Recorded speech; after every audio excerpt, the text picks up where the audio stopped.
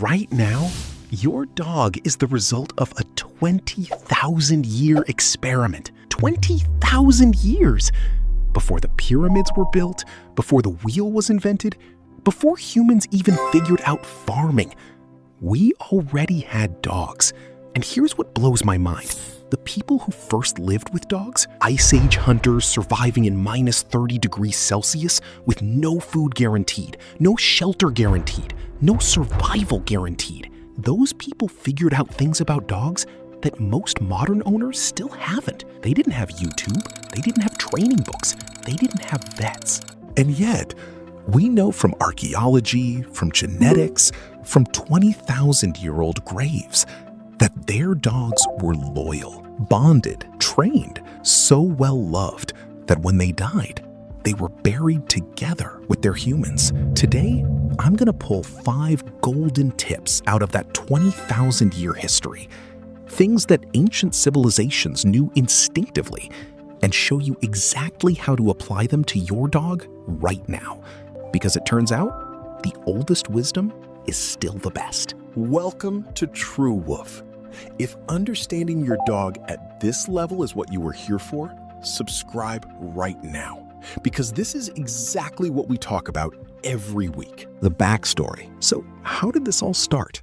According to genetic research published in the Proceedings of the National Academy of Sciences in 2021, dogs were most likely domesticated from gray wolves in Siberia around 23,000 years ago, during one of the coldest periods in Earth's history, the last glacial maximum. Think about that. The world is frozen, resources are scarce, and somewhere a group of humans and a group of wolves started moving together.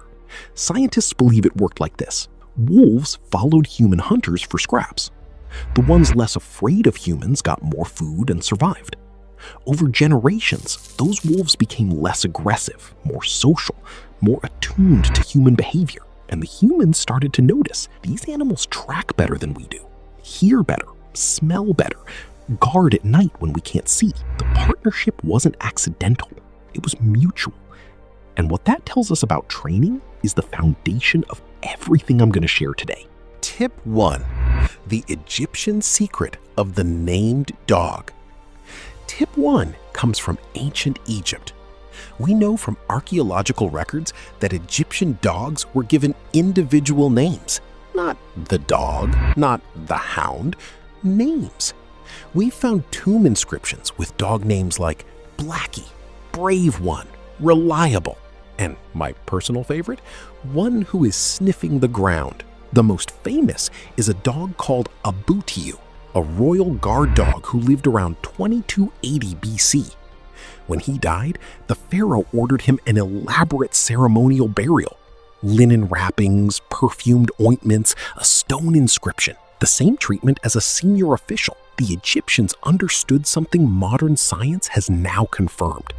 Dogs respond to their name as an identity signal. Using your dog's name consistently, only for positive associations, never as a reprimand, is one of the most powerful bonding and recall tools you have. The rule? Your dog's name should always predict something good. Food, play, attention. The moment you use your dog's name when you're angry or frustrated, you've started eroding 20,000 years of trust. The Egyptians got this by instinct. Use your dog's name the way a pharaoh did, as a mark of honor, not a warning. Tip 2. The Roman rule. Tip 2 comes from Rome. The Romans were obsessed with dogs. They had specific breeds for specific jobs. Hunting dogs, war dogs, guard dogs, companion dogs. The philosopher Aristotle, a Greek, even wrote an entire section on dog breeds in Historia Animalium, categorizing them by temperament and use. But the Roman insight that changed everything for me is this. The Romans understood that a dog without a role becomes a problem. Roman texts describe the deliberate assignment of tasks to dogs.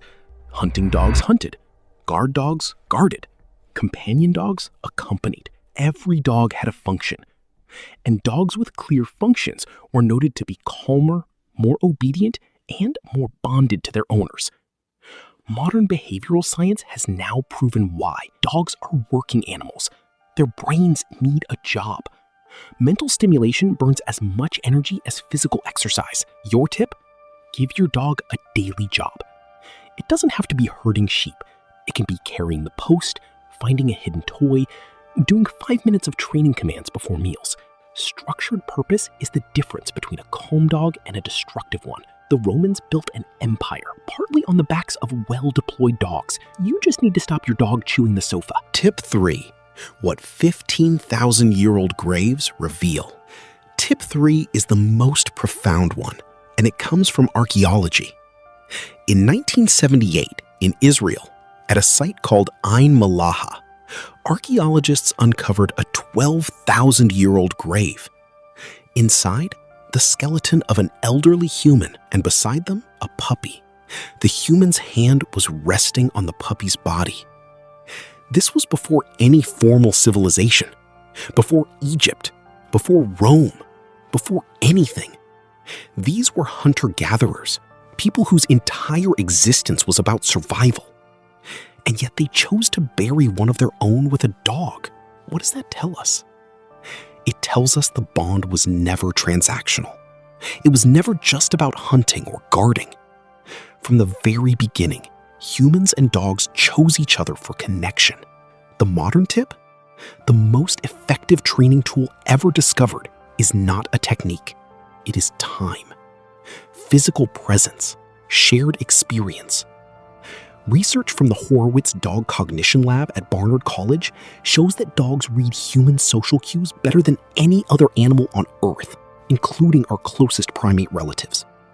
They evolved specifically to understand us. But that ability only activates when you're present, not training, not commanding, just together. Your dog doesn't need more commands. They need more of you. Tip 4. The Ice Age insight about energy. Tip 4. Back to the Ice Age hunters. These people walked 15 to 20 kilometers a day. Their dogs walked with them every single day. Today, the average dog owner walks their dog for 20 minutes. I'm not judging. Life is busy. But here's the thing. Dogs were genetically shaped for movement. Their entire stress regulation system is built around physical exertion. When a dog doesn't move enough, cortisol, the stress hormone, builds up. That cortisol has to go somewhere. It goes into your furniture, into your shoes, into barking at 2 a.m. A 2019 study published in Scientific Reports found that dogs who received adequate daily exercise showed significantly lower rates of anxiety, fear-based behavior, and aggression than sedentary dogs. Ice Age humans didn't know what cortisol was, but they knew. A dog that moves is a dog that's calm. And they lived that truth every single day without even trying. The tip? Before any training session, before you try to correct any behavior, ask yourself, has my dog actually moved their body today? Not a lap around the garden, a real walk, a run, a game of fetch that actually tires them out. A tired dog is not a trained dog, but a tired dog is a dog that can actually learn. Tip 5. The ancient truth about consistency. Tip 5. And this one hurts a little. Every ancient civilization that had dogs, Egyptians, Romans, Greeks, Chinese, described their dogs the same way in texts and inscriptions. Words like faithful, steadfast, loyal, reliable. Those words describe the dog, but they also describe the human. Here's what every ancient culture understood that modern owners forget. The dog didn't become loyal on its own. The human was consistent first. The Egyptians named their dogs and kept those names. The Romans assigned roles and maintained them. The hunters walked the same territory every day with the same pack. Consistency wasn't a training philosophy. It was survival. You couldn't afford a dog that didn't trust you. And trust in any species, in any era, in any language, is built through repetition and predictability. When you change the rules, let the dog on the sofa Monday, shout at them for it Tuesday, you're not being strict or relaxed. You're being unpredictable. And an unpredictable owner is the single biggest source of anxiety in dogs, confirmed in multiple studies, observed across 20,000 years of human history. be the person your dog already thinks you are. 20,000 years, hundreds of civilizations, Ice Age hunters, Egyptian pharaohs, Roman generals, Chinese emperors. They all figured out the same 5 things. Name your dog with honor. Give them a role. Show up for connection, not just commands. Let them move and be consistent enough to be trusted. None of this costs money. None of it requires equipment. It just requires you to understand what your dog actually is, the product of the longest partnership in human history. Treat him like it. If this changed how you see your dog, subscribe. I post science and history-backed dog content every week. And if you're working on the basics right now, the puppy biting video and the potty training guide are right here. I'll see you in the next one.